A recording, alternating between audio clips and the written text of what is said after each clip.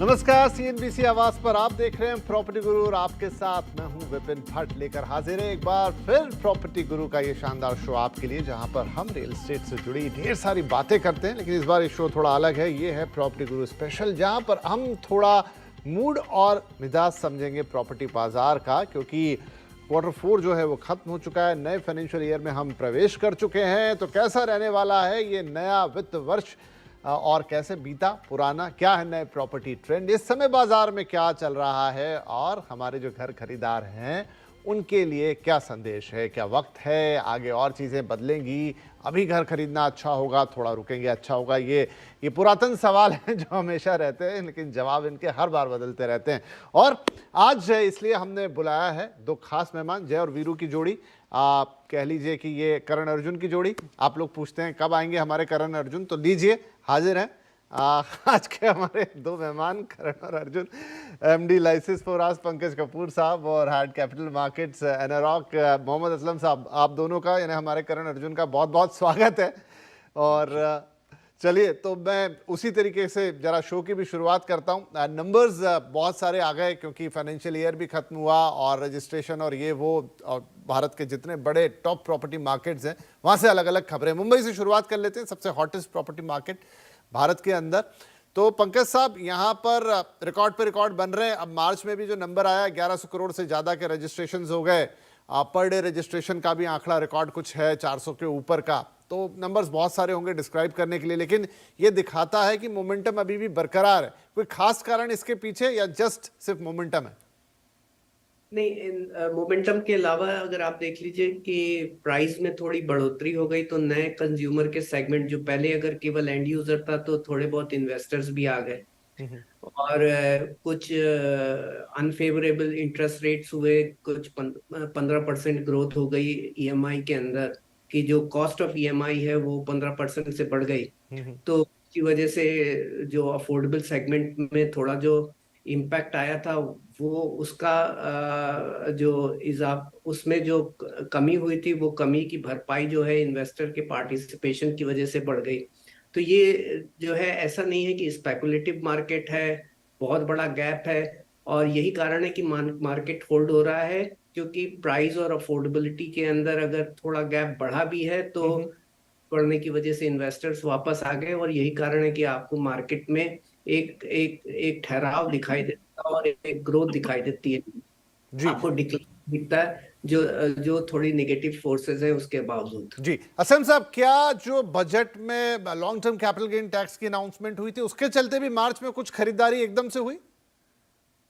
Sir, मैं तो यही बोलूंगा कि पठान का वो माहौल है, तो ब्रेक हो रहे हैं, रिकॉर्ड पे रिकॉर्ड ब्रेक्स हो रहे हैं। तो एक्चुअली जैसे पंकज जी ने बोला, आप कह सकते हैं कि मोमेंटम है सर, मोमेंटम है। बजट में पहले भी कई चीजें आई, बजट समझने में ही लोगों का टाइम निकल जाता है। हाँ हाँ तो हाँ। मैं ये नहीं कहूंगा कि उसके इफेक्ट से मार्च में ये हुआ है। सर, बहुत सारी चीजें हैं कि लाइक एक, जैसे हमने लास्ट टाइम भी डिस्कस किया था कि एक रेट ऑफ इंटरेस्ट भी बैंकर्स ने, ये कहने की बात है लेकिन जस्ट बोलने के लिए, कि बैंकर्स ने रेट ऑफ इंटरेस्ट थोड़े से सॉफ्ट किए थे, कुछ नई स्कीम लाए थे, तो उसके भी लोगों ने उसका फायदा उठाने की कोशिश करी।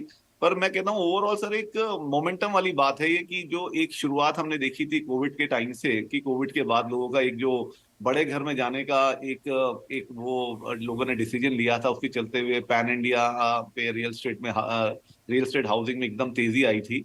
तो मुझे लगता है वो तेजी ही बरकरार चल रही है, क्योंकि उसके पीछे पीछे ही लोगों का, क्योंकि एक बात होती है ना कि आपने खरीदा तो मैंने भी खरीदा। तो मुझे लगता है कि वो एक चल रहा है, और एक लोगों का भी ट्रेंड बन गया है कि भाई मुझे बड़े घर जी में शिफ्ट होना है, मुझे बड़े घर में शिफ्ट होना है। तो जैसे आप मुंबई की बात कर रहे हैं, लेकिन अगर आप मुझे टाइम दें तो पूरे पैन इंडिया का एक नहीं, पूरा। आएंगे, उस पे भी आते हैं। लेकिन आपने अच्छा कहा, जाकिर हुसैन जो इंडिया के one of the top most stand up comedian है, वो एक डायलॉग यूज करते हैं, मोमेंट है भाई मोमेंट है।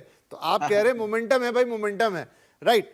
ठीक है, तो ये मार्केट का मोमेंटम है। एक एक करके खोलते हैं इसको। थोड़ा बेंगलुरु की तरफ जाते हैं, बेंगलुरु की तरफ। पंकज, एक रिपोर्ट है जिसकी मैं आपसे बातचीत भी कर रहा था, कितनी ऑथेंटिक कैसे क्या, लेकिन अखबारों में ये सब कहानियां आती रहती हैं, तो सोचा आपसे भी पूछें कि बेंगलुरु में अचानक से जो है वो रेंटल यील्ड 4% के ऊपर चली गई रेजिडेंशियल की, जो कि हम देखते हैं कि वो कमर्शियल वगैरह में होती है ना, किराए आसमान छू गए हैं, लोगों को घर नहीं मिल रहे हैं।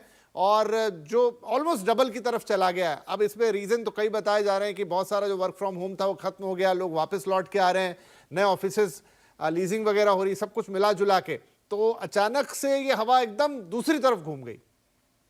देखिए, बैंगलोर में रेंटल यील्ड हमेशा से अच्छी रही। हम लोगों ने एक मनी कंट्रोल के लिए भी रिपोर्ट पब्लिश की थी लास्ट ईयर, जिसके अंदर बैंगलोर टॉप के ऊपर आया था।